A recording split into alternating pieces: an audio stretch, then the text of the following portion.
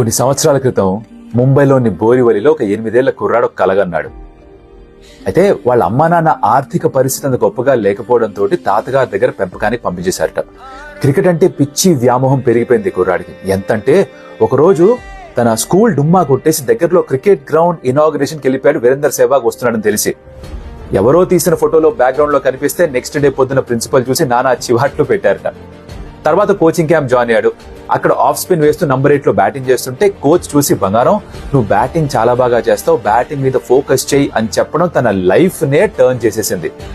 చిన్నప్పుడు బ్యాటింగ్ చేస్తున్నప్పుడు షాట్స్ కొట్టాలంటే భయంట తనకి.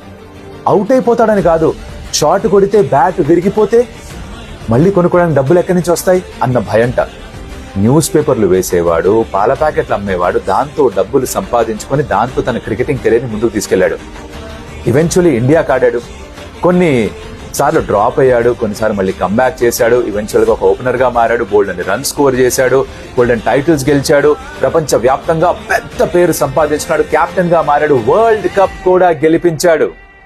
ఆ very own hit man Rohit Sharma ఇవాళ తన ఫేవరెట్ గ్రౌండ్ తన ఊరిలోని వాంఖిడే స్టేడియంలో తన పేరు పైన ఒక రోహిత్ శర్మ స్టాండ్ అని ఓపెన్ అవుతుంటే తన పక్కనుండే ఆ 8 ఏళ్ల కుర్రాన్ని చూసి ఓ చిరునవ్వు ఉండదా తన మొహం పైన?